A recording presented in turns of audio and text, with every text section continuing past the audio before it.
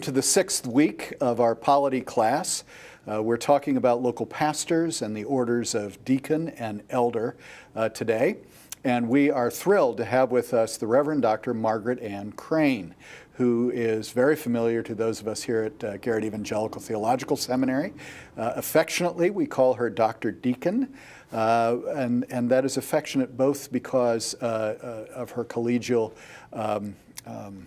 relationship here at the school, but she has been a herald and a pioneer in the establishment of this new order, which came into being in 1996. And we have taught a course together, and I'm thrilled that we can have this conversation.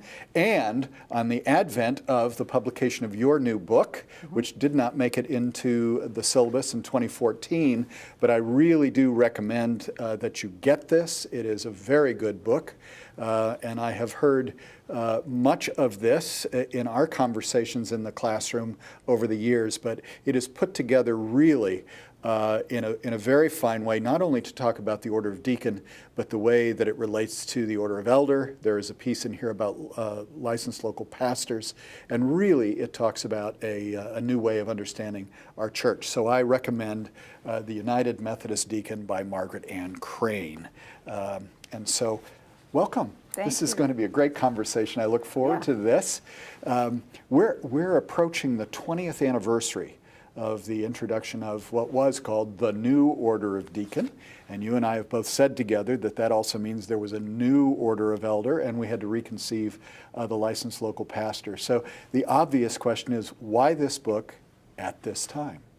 Well, partly because the earlier book that I wrote with my husband, Jack Seymour, called A Deacon's Heart, was written when the order was so new and so uncertain, and now we are established. I don't think the order of deacon is going away, and I also think that at the action of the 2012 General Conference was very important, which supplied two new words for the order of deacon.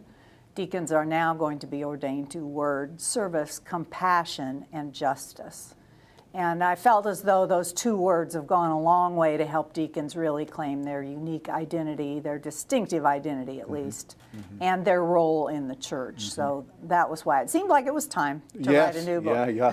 Compassion and justice. I just want to bracket those words so that the students will remember them, because I think they're really quite critical. But I want to pick up on something you just said and see if my emphasis is correct when I read the book and also in hearing this.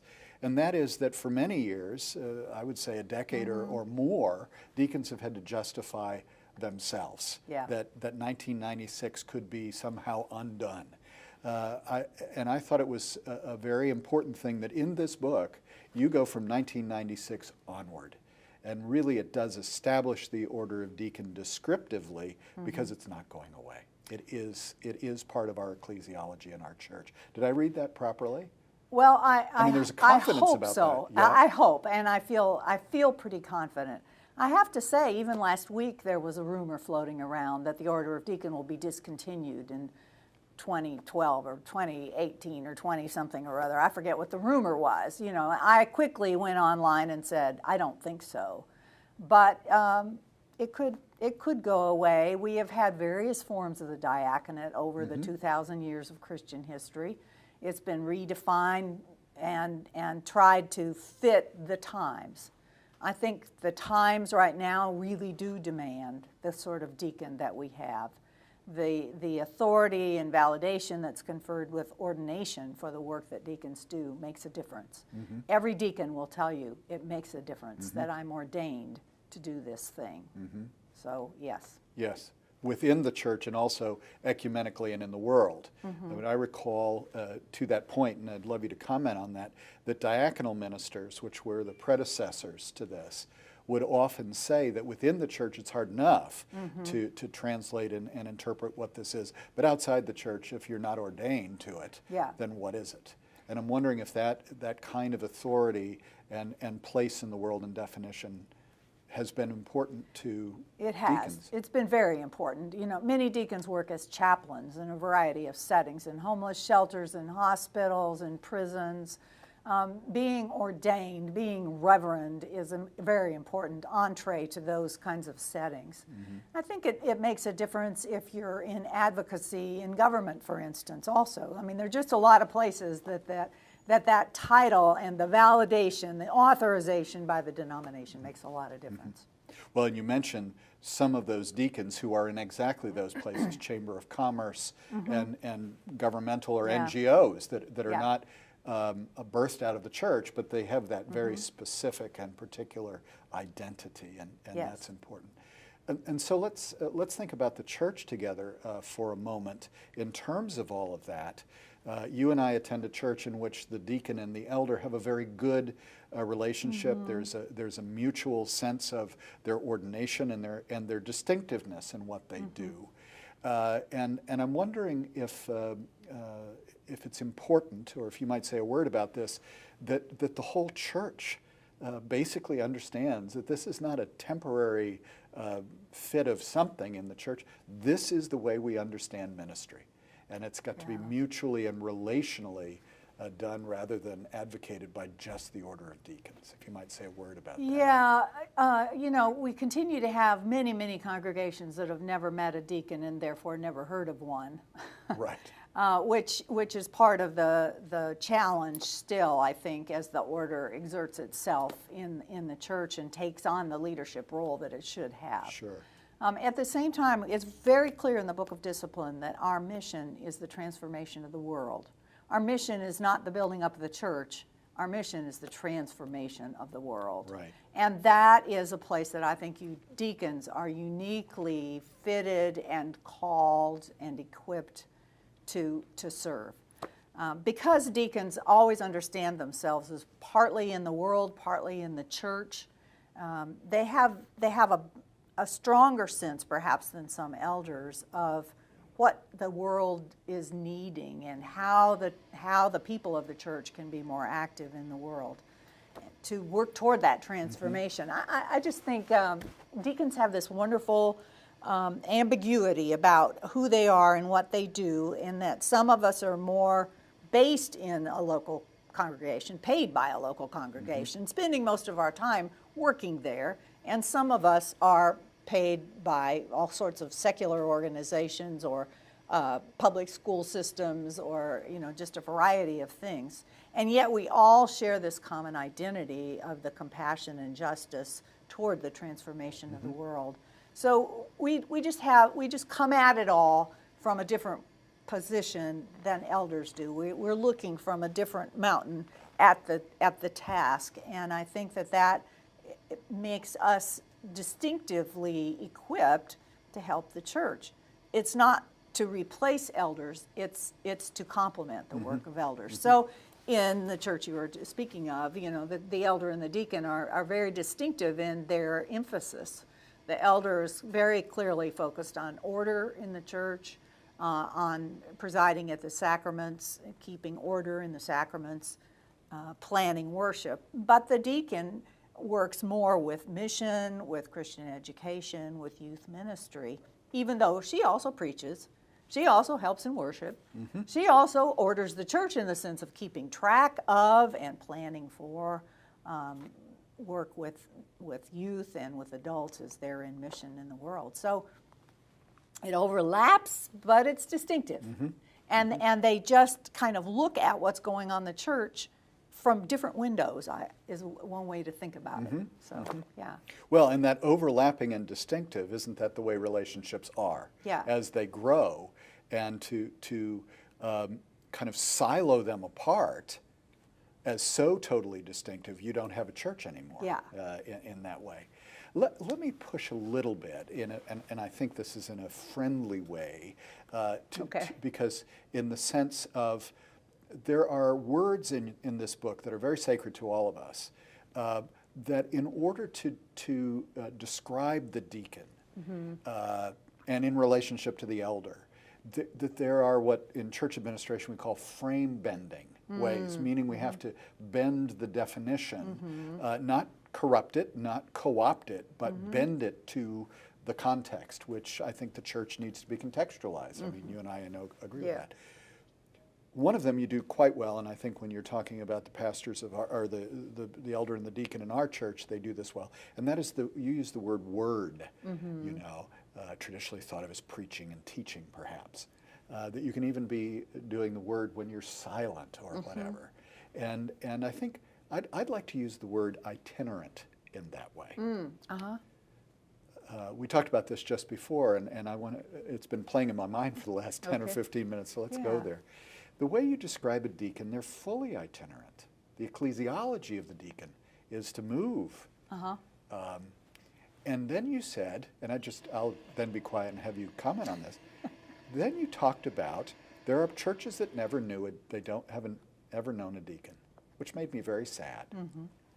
And the first thought was, and they may not have known a missionary, but they've paid for them to do mission on their behalf. Is there a way in the next iteration or the next steps that we make together that it would make sense to conceive of the deacon in a frame-bending way as fully itinerant within the connection so that you don't have congregations bereft of this kind of ministry? Just wondering in your sense of the ecclesiology as it develops. Oh yeah, many deacons long for this kind of development, and there are models. A friend of mine in Eastern Kentucky was working side by side with the district superintendent, and she would go into local congregations that could not hire an educator or a person to teach about mission or any of those other kinds of things.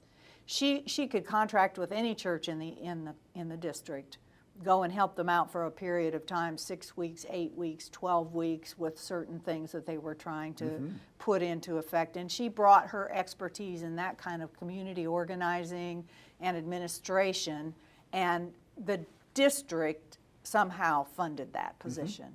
And she was side by side with the district superintendent, so they could go to the charge conference in a church and hear what the needs were and what their hopes for the next year were, and then they could strategize together about how Julie could be really helpful in that situation. I would think, you know, that would make so much sense.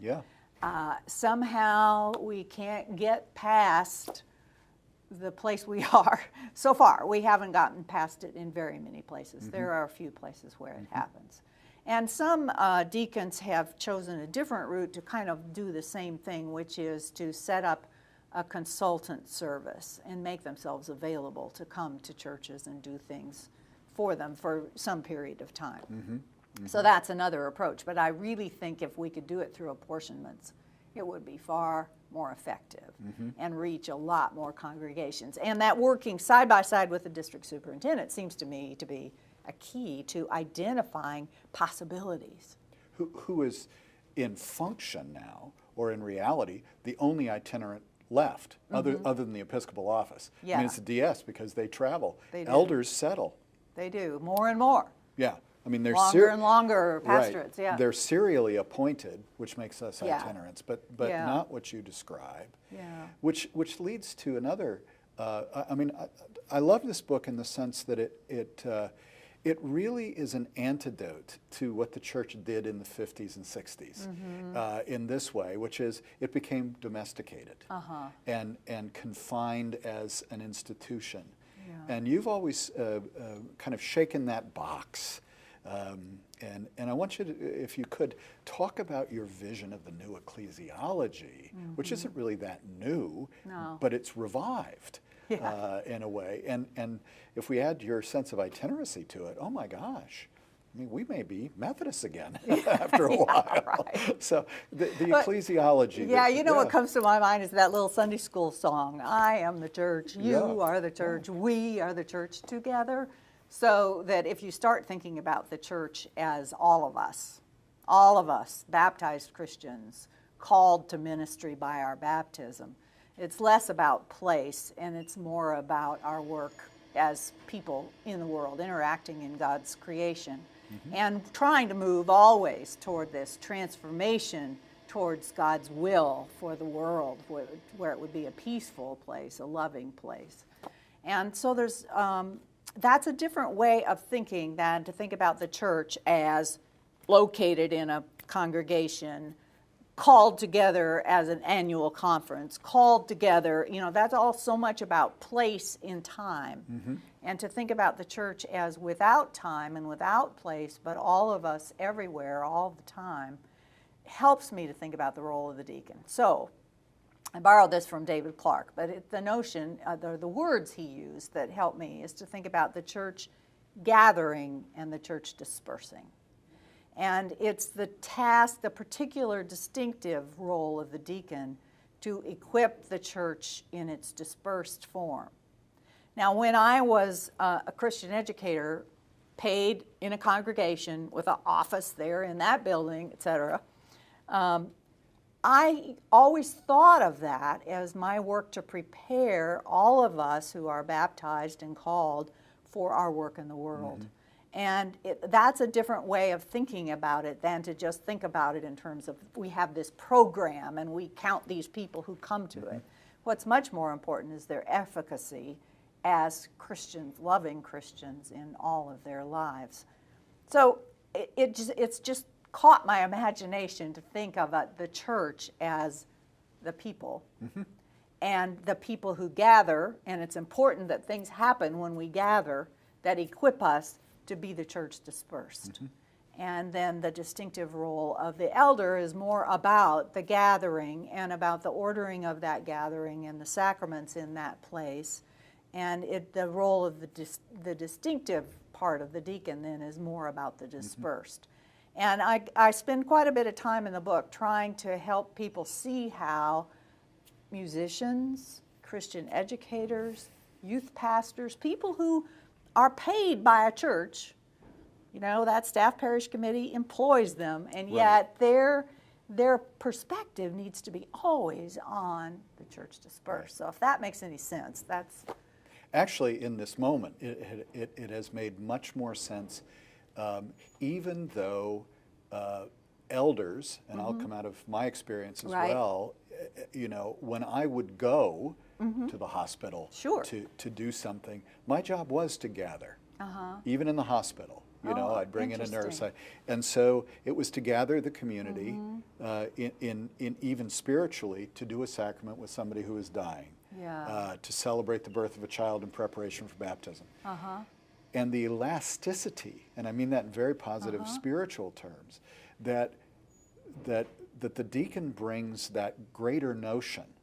So it is the difference between focused on gathering and focused on the dispersal, that really do bring together the church in its wholeness, and doesn't rob that from the baptized, clearly. No. Because without the baptized, none of this is going to happen. Which is one of the things deacons have been accused of, is robbing the baptized. But I don't see it that way at all. I see it as equipping the baptized for their dispersal work. And some deacons are primarily based in the world, and the piece of that work that they do is mostly to bring the needs of the world to the church. Correct.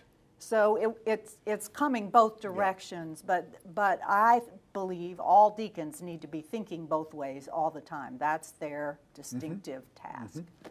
And what happens when the church is gathered is a shared task, and et cetera. No, I think that not only is distinctive to the deacon, but also relational to the work of an elder in very specific ways and distinctive yet joined ways, as well as to the work of the... I was very excited. Yeah, elder and local pastor, of course, also. Sure. They would share that gathered, that task of the gathered church. And then the elder also needs to have the broader vision of directing the work of the larger church. Right. Through the annual conference and the things that they are allowed to decide there, like who gets ordained. Right. Yes. So, which are functional matters within the conference.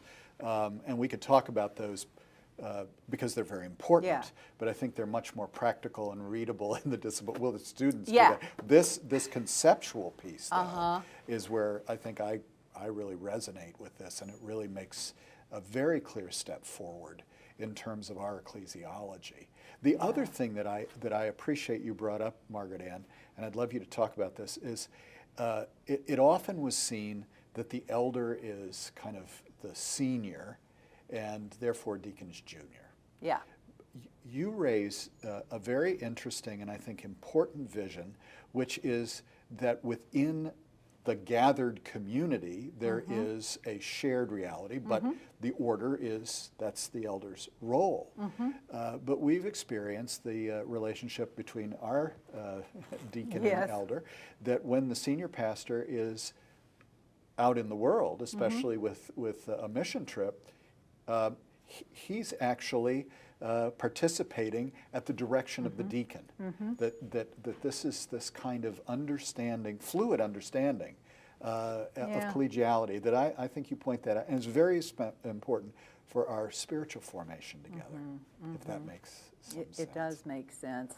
And I do discuss, and I think I'd like to say it here, also in relation to that deacon-elder relationship, that there's still a lot of sexism present in the church, and more deacons are women than are men. And many times those deacons who are women are employed in a congregation where the senior pastor's male. And I think that we're still really struggling to figure out how do we forget the sexism and think in terms of complementarity and distinctiveness. So we get confused, you know, that the deacon who serves is serving the elder, perhaps, rather than Christ. And that's where we get mixed up. And it has to do with how the staff parish committee conceives of supervision, which is critically important. And we're talking now more about covenants for the employment of deacons, which I think will go a long way to clarifying some of that. But that, you know, that's one of the things we're still growing into as a church. No, I think you're absolutely right. Yeah. Absolutely right. Unfortunately. And it also could come from needing to move out of the older model. I was ordained a deacon in the old system. The old kind of deacon. The old kind of deacon. And the reality was I was subordinate to the elder. Right. Because I was going to become one. This was a time of probation or whatever. Whatever it was called at the time. On trial. It was very judicial. Right. And then I became, an elder. And I think this is part of our conversation that goes back a long time. This is a new order of deacon, and a new order of elder as that comes. So I think it's absolutely essential. Yes, thank you, Mark. I think so too. And you're the one who pointed out to me that it's a new order of elder. You know, as a deacon, I mostly just have this knee-jerk reaction against people who say, well, I was a deacon too, and now I'm an elder, because I want to say, yeah, that is a different kind of deacon.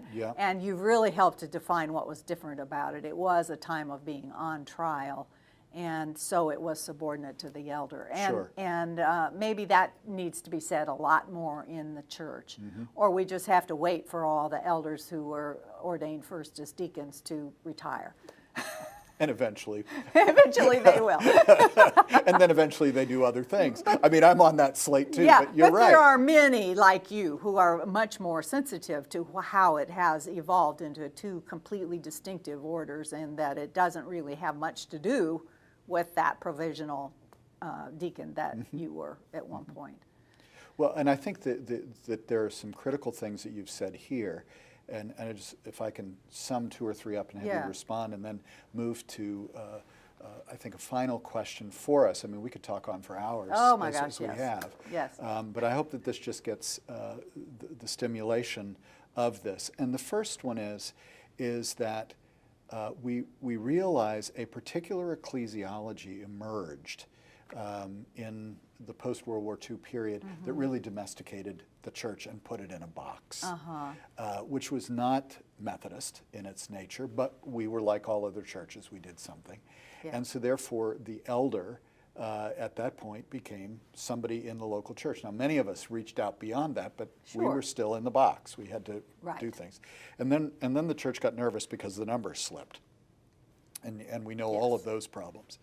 And what you've called us to in the diaconate is to remember a fuller ecclesiology. And that's just not an intellectual piece, but it is, something that the diaconate does in their person. And then this elastic reality of back and forth is very, very important. So it seems to me that the radical changes that you're talking about are really radical, meaning rooted.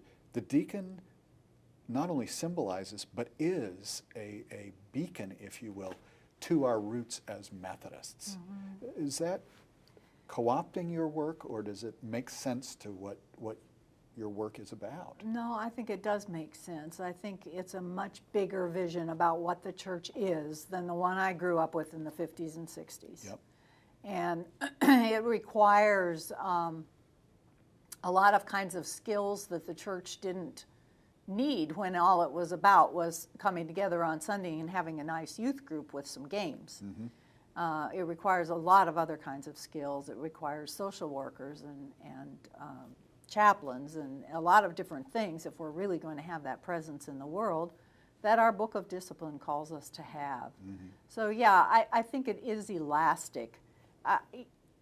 You know, when we talk about the words that ordain an elder, word, service, sacrament, order, everyone will be very clear that elders aren't the only ones concerned with order, or with sacrament, or with service, or even with word.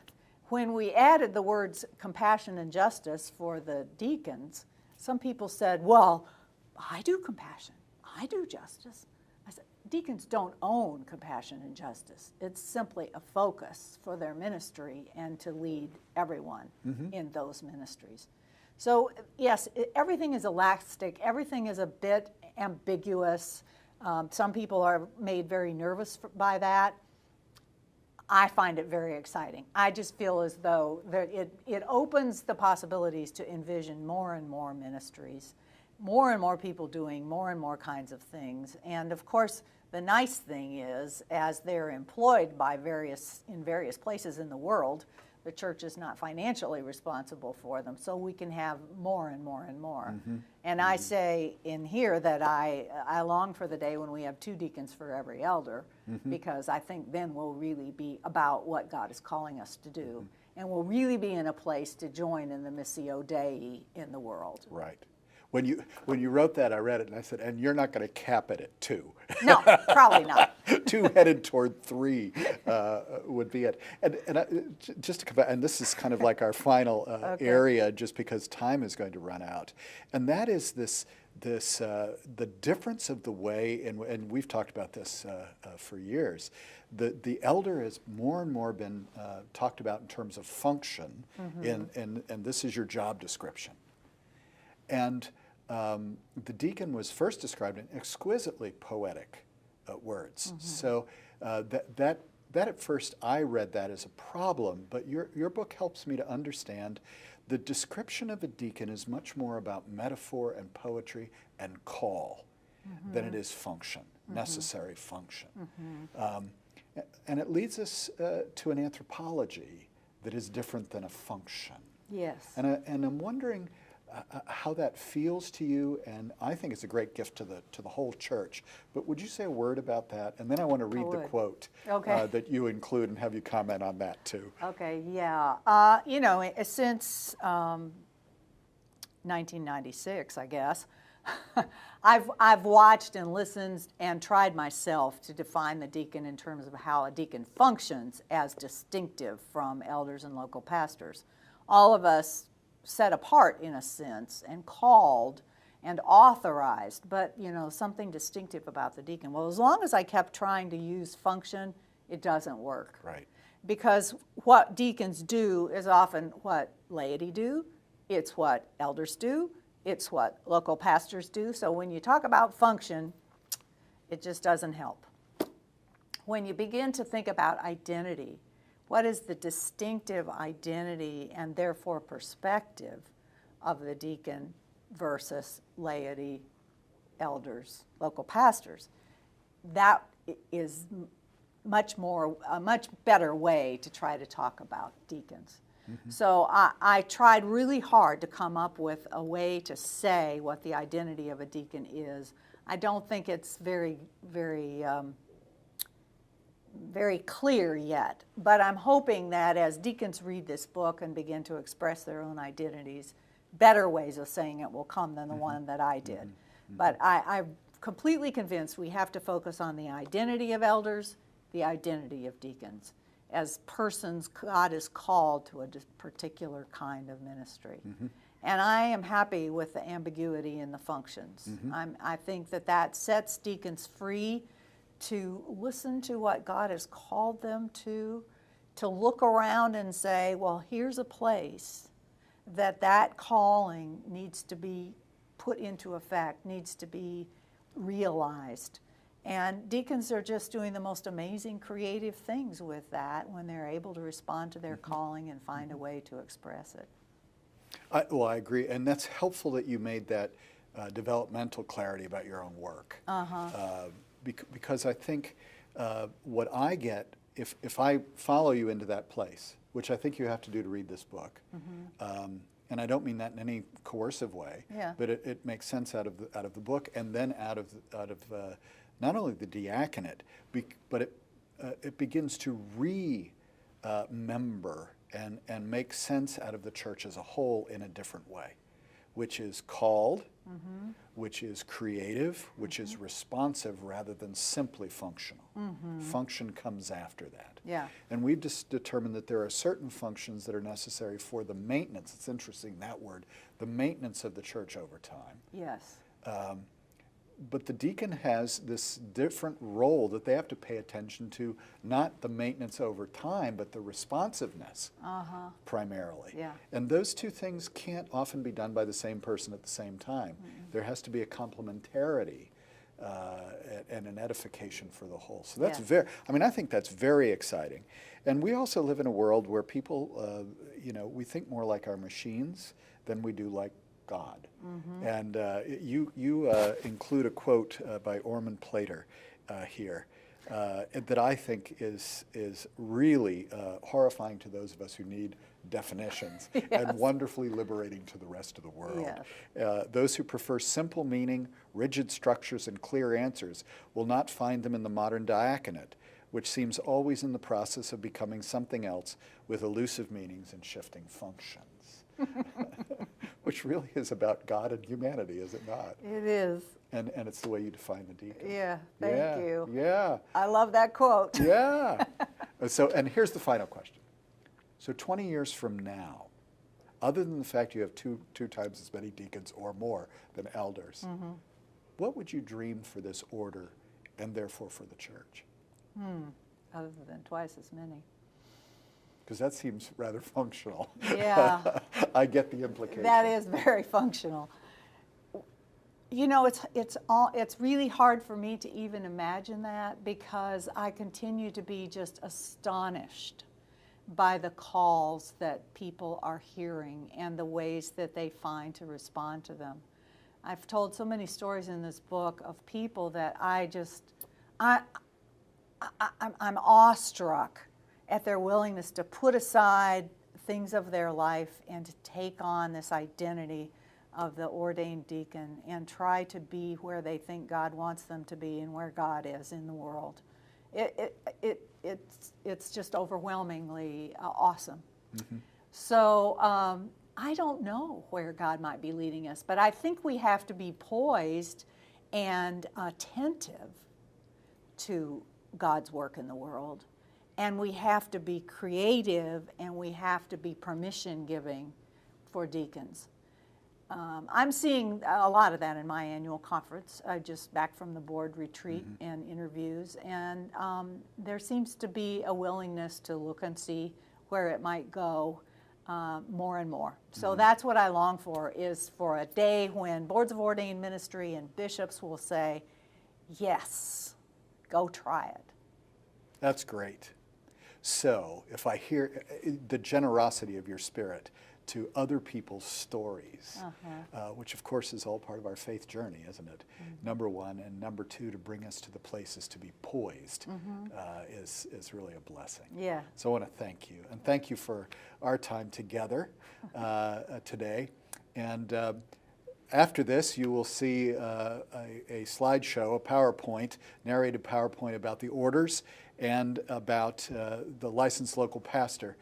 But I think we will begin with this because this really does begin to reframe our ecclesiology in a way that seems that is more rooted in our past, reframes our mission and the way we are as people together for the transformation of the world. So I want to thank you for beginning this class when I originally thought this would be the end of the class. So as it goes, well, thank you, Margaret. Thank you, Mark. You're very generous. Well, thank you.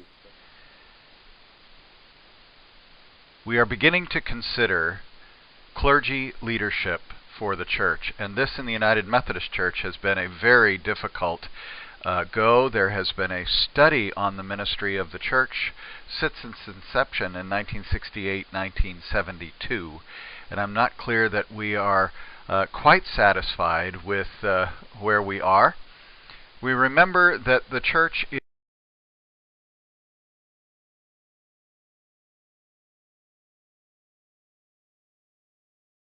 primarily a movement. It began as a movement within the Church of England, and it wasn't until 1784 that it actually became established in the United States. We know this history, but the impact on the church as ministry has really been that we have two different kinds of ministry that exist together in the same sense and ethos and ecology of the church. And there is some stress and strain about that. For instance, in 1996, two new orders came into being, a permanent deacon's order and a permanent elder's order. The description of the elders didn't quite change very much in 1996, and so therefore we refer to it as a new deacon's order, as if that's the new thing. As we know, before that, it was a transitory order that one was ordained a deacon, as I was, and then after a time of what was called probation, prior to that it was called on trial, and that phrase on trial is preserved in the discipline. After a period of time on trial or on probation, or what is now called provisional, one was ordained an elder, so from deacon to elder. This was adopted from the Church of England in 1784, that pattern, when the Methodist Episcopal Church was born, and clergy leadership was necessary because Methodists were pretty traditional in terms of who could celebrate the sacrament and the notion of apostolic succession. In 1996, new orders were born, the order of deacon and the order of elder, and I insist that we must think of them as new orders because they are orders that are related to each other. As it is said in the pastoral epistles, we have deacons, we have presbyters, and we have bishops. But that is born in the midst of an already practicing ministry and leadership ministry, which basically were the circuit riders who could or could not be, and most of them were not, ordained. And that is preserved in what is today the local pastor, to provide leadership, and in those days it was the connectional leadership, the circuit riders, those who connected by preaching and overseeing what was going on in the local societies with the stewards of those local societies, what was going on. So here we have these two different forms of ministry. Charismatic ministry, meaning that was simply called by the Holy Spirit, and then the leader, if you will, Wesley or Asbury, or whoever it was, without clerical order or any of that kind of stuff, would send them out to connect the church together. And laid over on top of that and intermingled with it is the ordered ministry of deacon and elder. And we are still in the process of trying to figure it out. Where is the center? What is it for? And so let's simply talk about it as what is the remnant of the movement. And remnant does not mean that it is not vital. It is very, very important. to have, and that is the licensed local pastor. LLP in your vegetable soup quiz that you have. The licensed local pastors are the remnant of the connectional ministry that we share, and is also the need of a covenanted ministry. We are in a covenanted ministry, and you will realize very quickly that deacons become marginalized in this conversation of that, because it is the need to fill the pulpit. And we have so many pulpits and so many charges, and the relationship between the conference or the cabinet and the bishop is to fill that pulpit. And you realize if there's a vacancy, the district superintendent needs to fill that pulpit. We talked about that in the last section. And so you have local pastors who are there to fill out, supposedly, and this is the theory, to fill out the needs of those pulpits throughout the connection.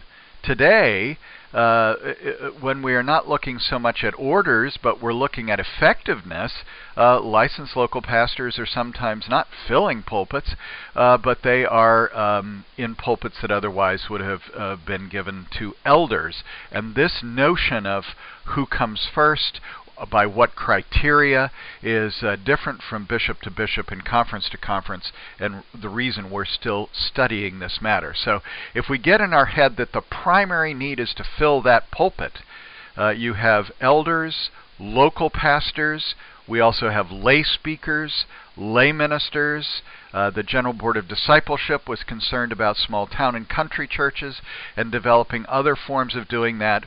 Or, as you will see at annual conference, when the appointments are read out, it is to be supplied. And someone just that is chosen by the district superintendent simply is supply.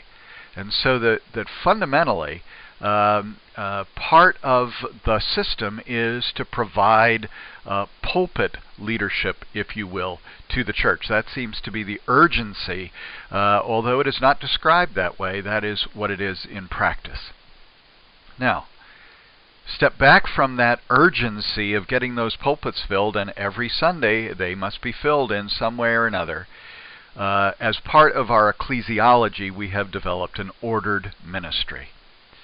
The orders of deacon and elder, although they have deep, deep roots that go back to the pastoral epistles, of course, are new in the United Methodist Church in 1996, and they have been studied ever since. The other thing that is important about those orders is, you recall our discussions earlier, that as the church began, you had this confraternity of circuit riders who met together in executive session at conference. Today, that is no longer an executive session of the order of elders, ostensibly what it was, because there is so much business that is done there that is necessary in order to keep the Board of the Ordained Ministries agenda moving forward, conference relationships of those who are ordained, concerns about ministry is done there, that it is no longer simply a confraternity, a time when there was conversation with the bishop, where there was formation happening. And so in 96 there was mandated, and you shall see in paragraph 305, there shall be, paragraph 306, there shall be an order of deacon, and there shall be an order of elders. It's important to know that when the discipline says shall, it means this is mandated. In other places it says may, which means that there is a choice. But there shall be an order of deacon and an order of elder. And you see, as you read through that paragraph and the paragraphs that come after it, that these orders are now basically for formation, for development, and the orders are now orders. And I would say in the annual conferences it's sketchy as to how those orders are developing. Some are developing quite well. They meet rather regularly. Others with fits and starts.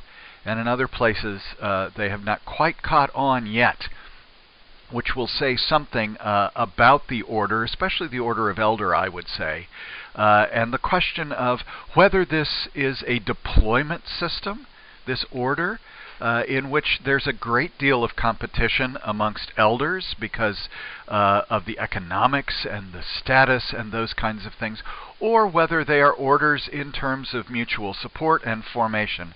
And I think the order that has led out on this universally is the order of deacon, that really meets regularly for formation, and Garrett Evangelical has been the center of some of that formation, and with their deacon dialogue each year. As we also know, we did preserve in the denomination the notion that you're not just simply straight to ordination, that there is a provisional period, an on-trial period, a probationary period. And what I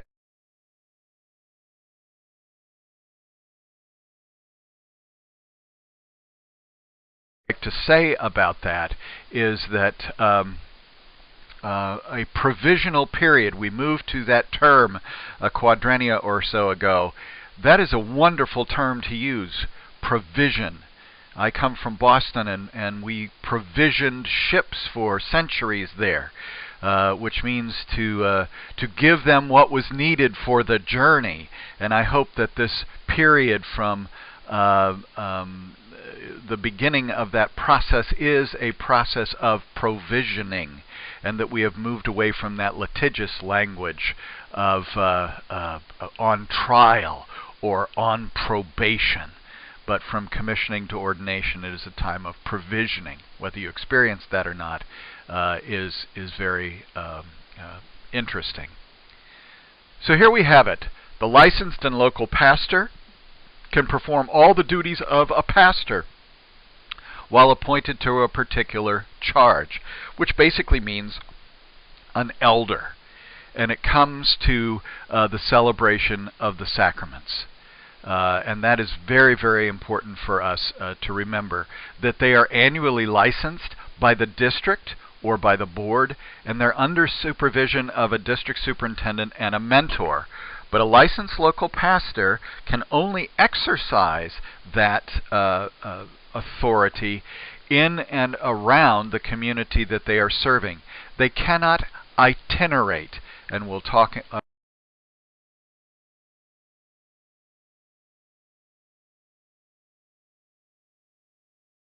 itineracy in a minute.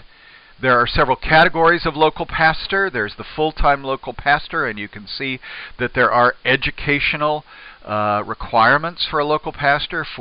They shall complete the course of study, 4 courses a year. A part-time local pastor, 2 courses a year.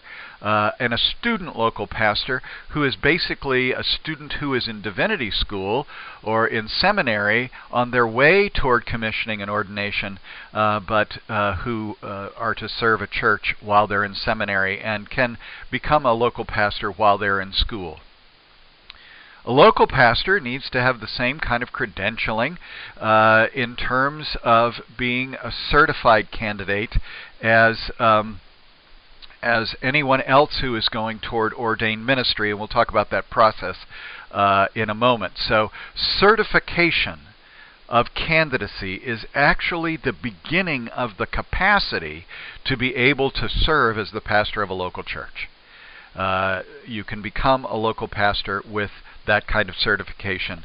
But as a parallel track to the track of the district committee and then the board of the ordained ministry, and you realize this is a parallel track. You have the ecclesiological track through the district committee and the board. You also have an educational track, and a local pastor's educational track is through the course of study.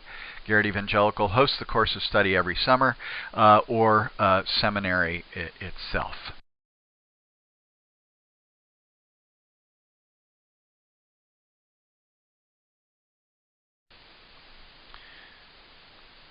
So you have the local pastor, and then you have ordination, the order of deacon and of elder. As the discipline says, ordination is a gift from God to the church. It is fulfilled in the leadership of people by word, service, sacrament, order. And I use all of those words because it is important to understand that in the broader Protestant movement, at least, an elder is ordained to word and sacrament. Word and sacrament. Order was added to a United Methodist deacon, transitory deacon toward elder, because of the responsibility of United Methodist elders, deacons, elders, to the ordering of the church. When deacons, the new deacons order, was introduced in 1996, it was primarily of word and service. Very, very important. And so what was added to the elders, because they said, but we do service too, is the word service. So word and service and justice are very, very important to the deacon, and word, sacrament, with the additions of order and then the addition of service to the elder. This confuses matters in the larger church. It also confuses matters in terms of who does what between deacons and elders within the United Methodist Church, therefore the ongoing study of ministry.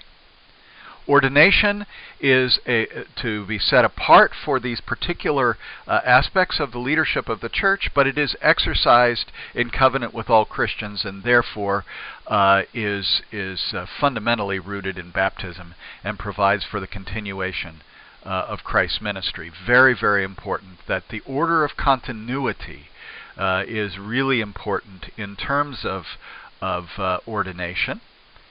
This notion of continuity comes from these two mirrored events in the Scriptures. In the Old Testament, you remember, continuity was when the people no longer wanted to depend on God to provide them judges to be the leadership, and they said, we want a king, we want a monarch like any other nation. And so continuity was established in Israel through the monarchy.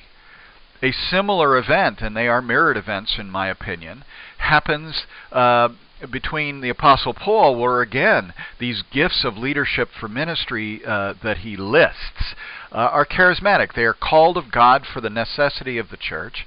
And by the time you get to the pastorals, you now have an ordered ministry of bishop, presbyter, or elder, and deacon. And those orders of ministry are for the continuity of the church. And in our discipline, the focus of that continuity is on the office of bishop, but also carried out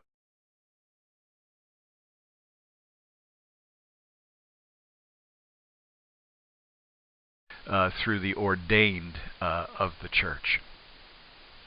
So what are the two orders? The two orders are deacons and elders.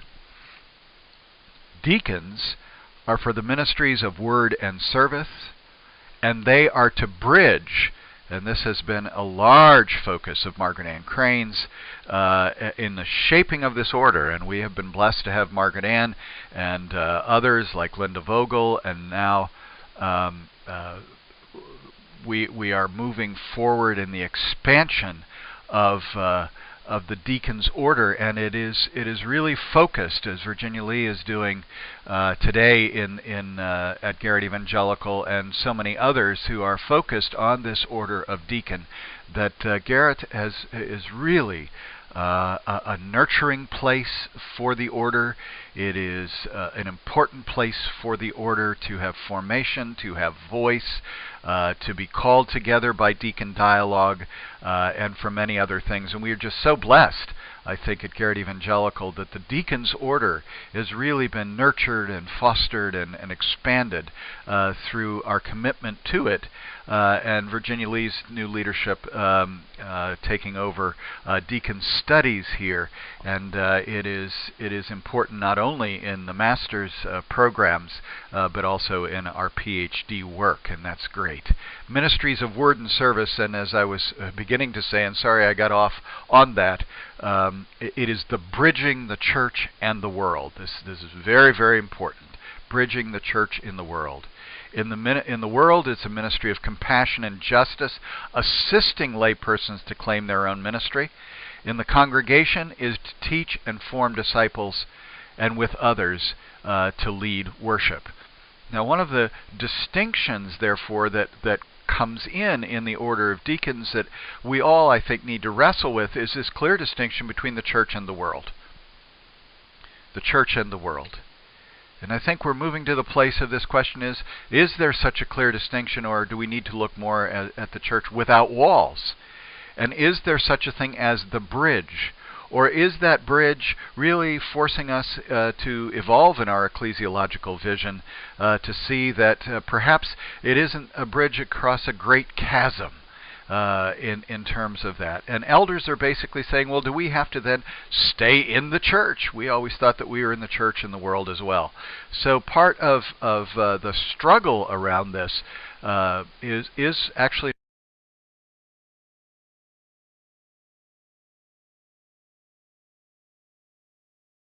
ecclesiological struggle, and that is, what is the church in the world?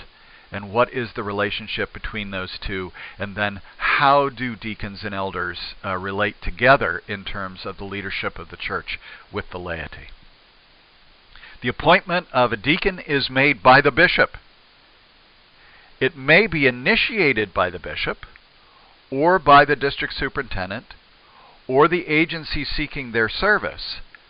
But by and large, the deacon has to move into the world or into the church and find their own appointment. Find their own appointment. And this is a great distinction with from the elder, and that is that a deacon is basically self-initiated. After the appointment is found or made, it is fixed by the bishop. The bishop can choose not to make that appointment. The bishop can choose to make that appointment. But again, unlike the elder, most of those areas where the deacon works, even within the church, those positions are not guaranteed or negotiated prior to hiring with the annual conference. Unlike an elder, for instance, an elder will be appointed to be the pastor of a church, to be the pastor of a charge. That pastorate was negotiated with the district superintendent and was determined by the bishop before a pastor was ever appointed to it. A deacon may take a position within a local church. That position was not necessarily negotiated with the district superintendent or the bishop, and can be discontinued without notice in most instances, without notice to the district superintendent or the bishop.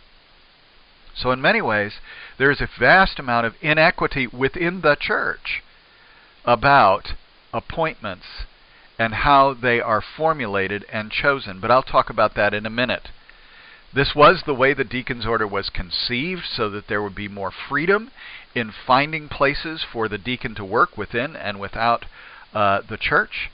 Deacons were not guaranteed full salaries and still can ask for a non-salaried position, and that it can be less than full-time. It is not perceived to be a position that must be full-time, whereas the norm for an elder is, it is assumed that an elder is under appointment full-time unless they are granted less than full-time status, and they have to go through a great deal in order to get there. And the reality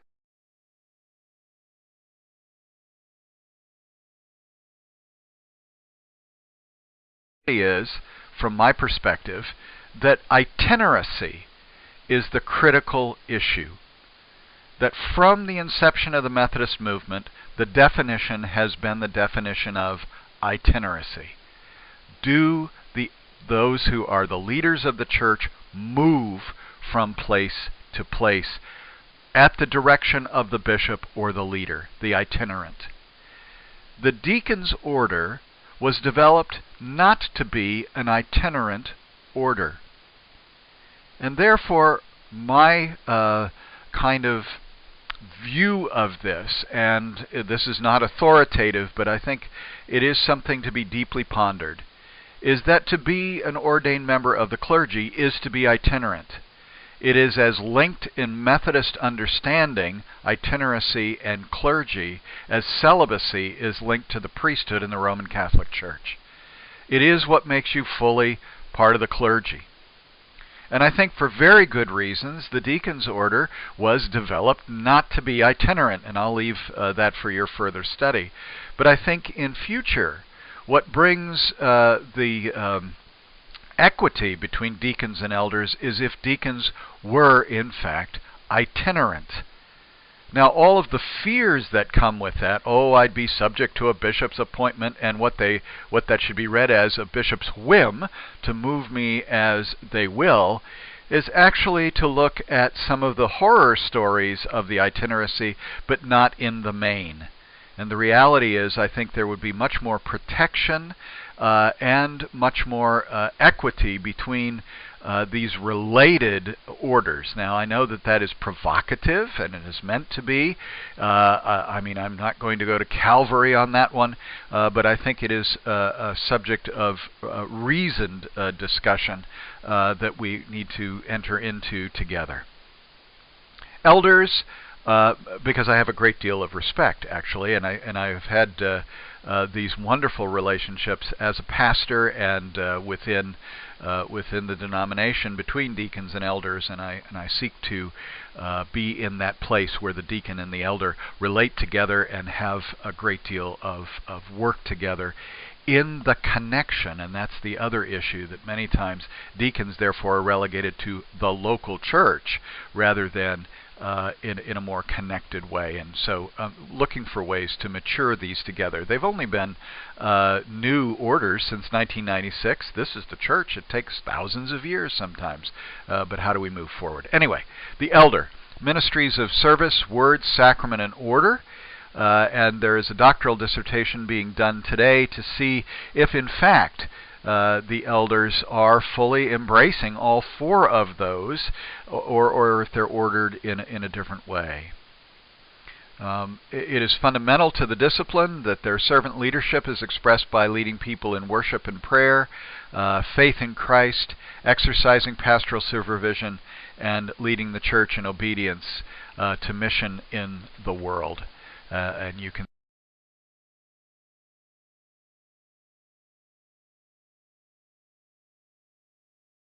see all of that. They must be available for itinerant appointment. Even those of us who are in extension ministries, meaning we have kind of left the itinerancy of the local church, we still need to be amenable to the bishop and be available for an itinerant appointment if that is the bishop's desire. Pursue continuing education, participation in evaluation with the PPR and the district superintendent, and willingness to assume supervisory and mentoring responsibilities, and that it is assumed that our entire vocational time is in ministry. This is not a tent-making ministry, if you will. In order to move to less than full-time and tent-making ministry, one must be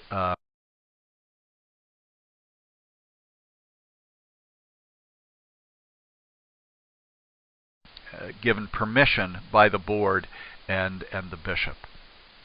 Okay, there's much more to be said about that, but time limits us in this way. Each annual conference follows the same process, but it is nuanced as to its importance and its sequencing. It is also important for you to know that many pastors remember how they came into ministry and simply replicate that if you go to them and ask them what the process is. So let us talk about the process into ministry now, and it's important for you to check with your district superintendent and your mentor as you move through this process into ministry for the nuances of your district and your annual conference. All Christians are called to ministry. So this is within the ministry of the baptized. One is not called to ministry and then ordained. It is part of the full ministry of the church. And you will see there that in paragraph 301, it is very, very clear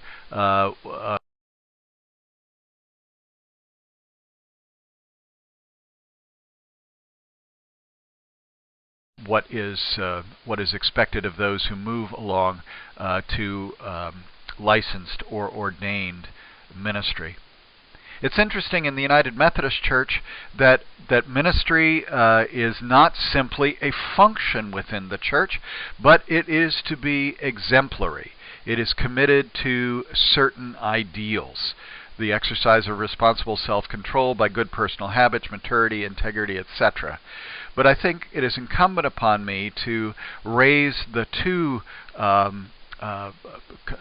codicils that are here that are at great issue in the United Methodist Church at the moment, and simply point them out. And they will be part of your reflection and part of what is expected and part of what we push at and pull with. It appears before General Conference, and it doesn't mean all that it means up front or prima facie on the face of it, and these are very, very important issues. And that is the 7 words of expectation of the clergy: fidelity in marriage and celibacy in singleness. Is a very important phrase that has simply entered the nomenclature of the church, and I think it was the first volley that basically forbade or attempted to forbid homosexual relationships within the clergy by using this very religious language, if you will. It also it applies to everyone when it comes to that. The question of celibacy, many have raised the issue that celibacy, according to St. Paul's witness to that, is actually something that one is called into celibacy. What we're really talking about here is abstinence. Abstinence in singleness. And so in the contemporary world in which we live, there is a great deal of struggle about the place of marriage and the definitions of singleness within the clergy and within the church. I just point those out because I could skip right over them and they would be there, but I think it's very important for us to realize that these are not just there and just expected, but they are at issue and they have deep, deep meaning as well as deep struggle within the church. And clearly we understand that the paragraph 304, that these paragraphs are very, very important about self-avowed practicing homosexuals.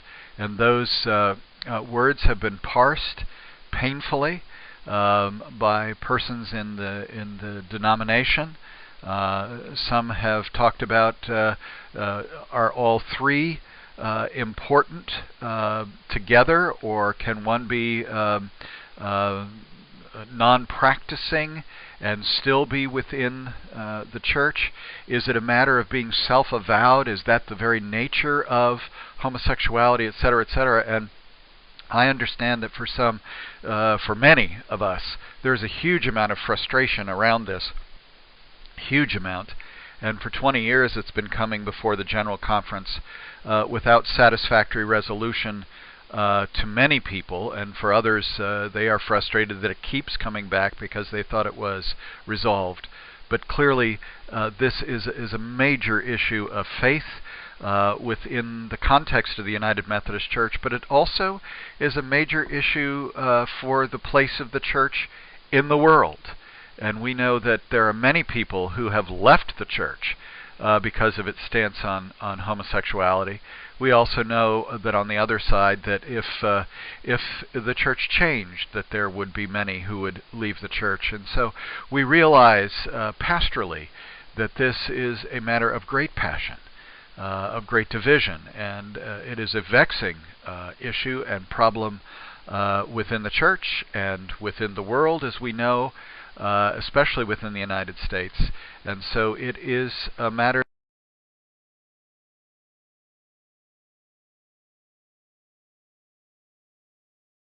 we ignore only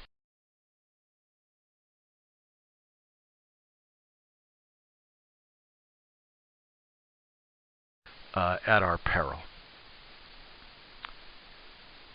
On our move into ministry, there are 8 critical steps. And where those happen, and in what order and how long it takes, are also matters of when you came into the process. Because the number of years between these steps changes, and when you come into the process, matters to that, which is why I say you should check with your district committee. The first is there's self-examination as one responds to one's call. And so call is a very important part of these steps into ministry. Some people say that we spend too much time looking at call as the call of the individual, and that may or may not be true. But there also is the general call that we have as the church, within which we find our personal call. The first step after that calling is actually to talk to your pastor or a pastor. Some may not feel comfortable talking to their particular pastor. It is all right to talk to a pastor of the United Methodist Church and to read the book, The Christian as Minister. This is a famous first step for many. The book has been revised, and I think will be revised again, so the Christian as Minister or its equivalent. And then one should really call the district superintendent. The district superintendent, because this is a connectional call into ministry, and many pastors will say, well, don't call the DS first. You need to move through the process in the local church before you talk to the district superintendent. That's not really true. One should call the district superintendent to register one's beginning of this process and to seek counsel, parallel counsel from the district as well as from the local church. The first part of the local church that one engages as you move along this process into ordained ministry, into certification of candidacy, and there's a candidacy mentor that the district superintendent and the district committee should provide for you to move along this path toward candidacy, but you must come before the pastor-parish relations committee. And there are the historic questions for examiners that were developed by John Wesley. And I urge you all, and sometimes pastor-parish relations committees don't know about these questions, but simply to have the conversation around the questions is to be part of that great line of splendor, as it may be called, that comes from Mr. Wesley to the present day. Very, very important for you to be in that place. And then a decision of the charge conference. The charge conference is the blessing of the local church. The charge conference is the place within which you will hold your membership until you are commissioned and become a provisional member in the annual conference. The charge conference is the place that the district superintendent presides. So it is a connectional meeting in that way, and this is the blessing of the local church. Then there is the decision of the district committee on the ministry, and the first important decision that they make is one about your candidacy. That you are passed into candidacy, and there are questions that you need to answer and things you need to do. You can find that out in the discipline, but best to be left to the processes of the local church. And they need to interview you every year to continue you in that candidacy, as much as the local church needs to continue you and affirm you on the charge until you go to the board of the ordained ministry. The district committee is the one that gives you permission to go to the board to be examined for commissioning. And it is the decision of the board of the ordained ministry that passes you to be commissioned in the order of deacon or commissioned in the order of elder and taken into provisional membership in the annual conference. And that is the major step, that you are no longer a member in the local church. You are a provisional member of the annual conference, and that's very, very important. Now, the board of the ordained ministry actually takes that vote, but it is the decision of the clergy session, the executive session of the clergy at the annual conference, that actually affirms that you are there to be commissioned. It's very rare that somebody that has been approved by the board will be denied by the executive session, but it has been known to happen from time to time.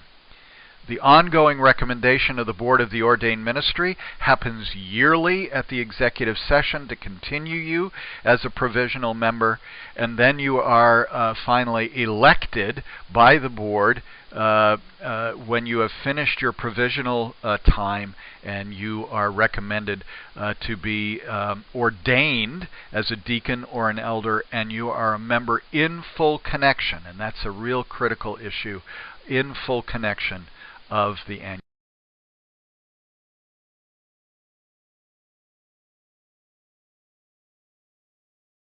conference. Those are the 8 critical steps. To be requirements for a commissioned minister is that you need to be certified for at least 1 year. And in order to be certified, you have had to have been a member of the church, of the United Methodist Church, for a year. Demonstrated service. There are no longer specific numbers of years wherein you have demonstrated your service. You must have completed your undergraduate degree, half of your seminary degree. There's a written and oral examination by the board, and then a background check.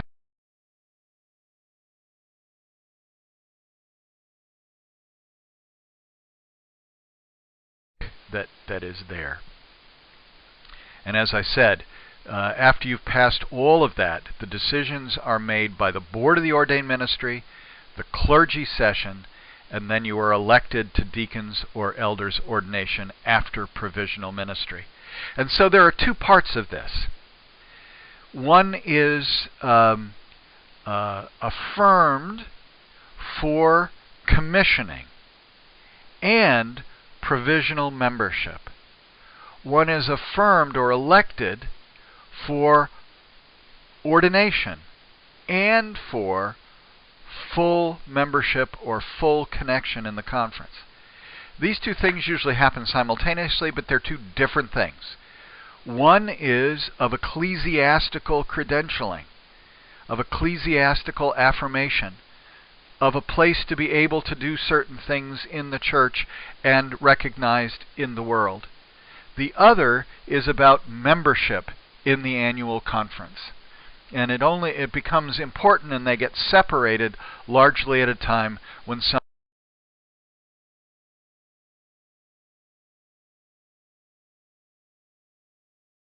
is transferring from another denomination.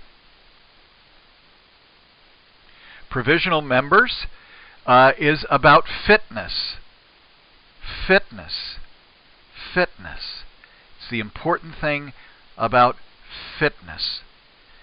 Ordination is about effectiveness. Fitness and promise, and then effectiveness. 2 years in provision. There should be post-seminary theological groups provided by the annual conference, and one can only be in the provisional status for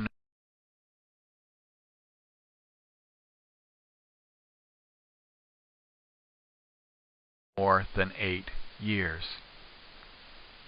It is important in the discipline that once one is a member of conference, once one has either been commissioned or ordained, that there are issues of pastoral conduct. And it's very interesting that you are not to use an unauthorized evangelist in the local church. This clearly had become a problem. Many things that are within the discipline are responses to problems. This is what goes back to the old catechetical conversation with Mr. Wesley and Mr. Asbury. Not to use unauthorized evangelists. Not to arbitrarily discontinue or organize a church, because it's not up to the individual to do that. This is a matter of the connection. One is not to hold religious services within another's boundaries, which is a very interesting thing in a connectional church, to have this kind of parochial understanding of what a boundary would mean.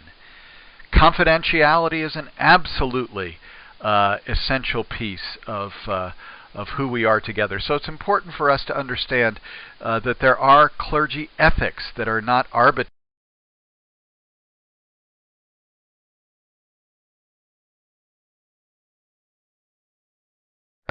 but to which we are held accountable.